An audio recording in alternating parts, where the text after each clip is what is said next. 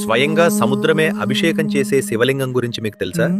అది గుజరాత్లోని స్టంబేశ్వర్ దేవాలయంలో ఉంది.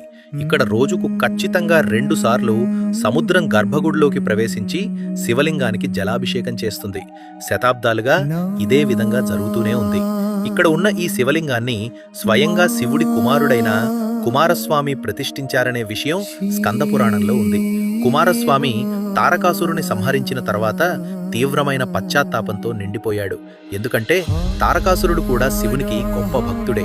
ఆ మనోవేదన నుంచి కుమారస్వామిని విముక్తి చేయడానికి విష్ణు భగవానుడు ఒక పవిత్ర స్థలంలో శివలింగాన్ని ప్రతిష్ఠించి మహాశివుడిని ఆరాధించమని చెప్తాడు. ఆ పవిత్ర స్థలమే మహీనది. అరేబియా సముద్రం కలిసే ఈ ప్రాంతం. ప్రతిరోజు అలలు ఎగసి వచ్చి ఆలయపు మెట్లను గర్భగుడిని ముంచి అక్కడ ఉన్న శివలింగానికి జలాభిషేకం చేస్తాయి. అందుకే దీనిని అదృశ్య దేవాలయం, గాయబ్ మందిర్